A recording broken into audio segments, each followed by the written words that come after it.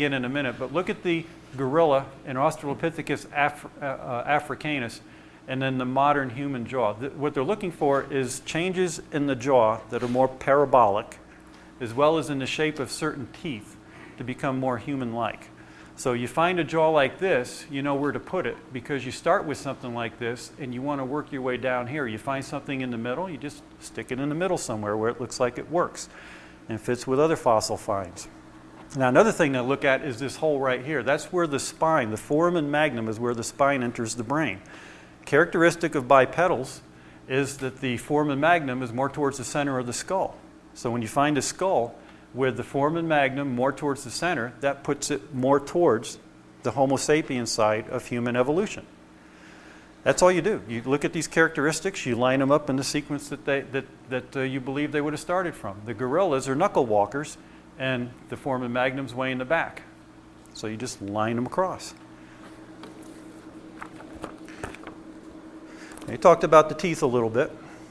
If you find teeth and jaws that look like this and have these kinds of teeth, you know that that's old.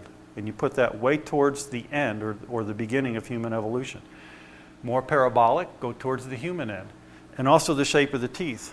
Human molars are most unique. They have 5 points on them and a distinct Y ridge running through it. Now gorillas also have the same kind of tooth, but other creatures don't. So you find a tooth with 1 cusp or 2, you know you've got something that's pretty old. You get to the 5 cusps on a human molar, then you know you have something closer to Homo sapiens. And that's literally all they do. Davidson Black did this with Nebraska Man. We'll get to that in a little bit. And here's some unique things about humans and monkeys that they do when they look at bones. Okay? Now this is pretty cool. We walk upright. This is a gorilla, and he's a knuckle walker. Now, they will look at things like the length of the arm to the body. And you know how long it is for a knuckle walker. So you're looking for creatures between the ratio of this arm length to body and creatures to this arm length to body. You find something intermediate, you have something progressing from knuckle walker to bipedal, from ancient hominid to Homo sapien. That's how they do this. And then also, this is the femur on the leg, and note this unique bend in it. Gorillas and others have it pretty much straight, but we have a unique bend. It allows us to walk forward and keep our center of gravity centered under our body so we can keep walking straight. If we didn't have that bend, we'd have a hard time keeping our balance as we take our steps forward. You can see how with that bend in the leg, the center of the body is right over, or the center of gravity is right between the shoulders and right between the feet to keep balance. Now there's another unique thing about the legs too. Now, this is my buddy. This is my buddy Bill.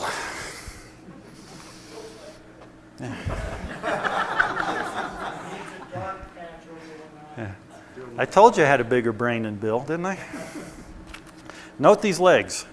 Here's the femur. This is a straight-on look. See how it's angled in. It comes out, and this is why I bought this thing, is because it's a Halloween trick, but they put it together so it's actually anatomically correct here. The leg goes in.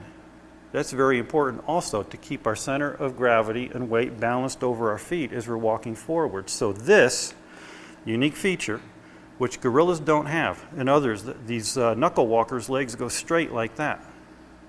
That's a very important difference. This design difference in our skeletons and this bend in the bones right here allows us to walk upright. Functional design to allow us to do what we do. Very unique. So if you find a femur, you're a paleoanthropologist, and you find a femur that you think is in between this or a pelvis that allows the bone to come at an angle as opposed to straight, then you're on the way to finding something between a knuckle walker and an upright person walker, a bipedal person. That's how they do this. They simply look for fossils with designs or shapes that they think is in between where the chimps were, who were knuckle walkers, and where we are, and they line them up. But there are problems with this too, because these are skulls from Hawaiians from just a couple of generations taken from some graves in Hawaii. Do you see the variation in those things? It's incredible. And all these skulls came within a couple generations. This isn't over thousands of years. This is within a couple of generations from grave sites that were paleoanthropologists found over in Hawaii. There's a tremendous variability in this. So how much variability is there in the bones that paleoanthropologists find and claim to be all these ancient humans and hominids and all these other types? Are they finding just variation in types and naming them all kinds of things? I think they do that with dinosaurs all the time. They find something bigger, instead of saying this is just a bigger Apatosaurus, we're going to call this one Gigantosaurus. You know? So what do they find when they're really out there looking for things? This demonstrates there's a huge variety in shape. And if you know where you want to go from where you started, it's not hard to line up what various designs look like. How many of you know which of these cars came first? Yeah, because you know cars. You know where they were, and you know where we are now. It's not hard to say, well, that's what we started with, the old Model T. That's not hard. You might have a little more trouble guessing between these two. But most of us would say you go from here to here to here. And that is the sequence on this particular slide. I can tell you this, but those last two were the same year. No. A 57 Chevy and a 57 Keeper. No, actually I had it backwards. That was a 50s Thunderbird, and that's a 57 Chevy. Okay. You think they're both 57? Yeah, I told you Bill was smarter than me. But I got the bigger brain. So. Okay, this one you're not going to be able to fool me on. Okay. Which one do you think came first?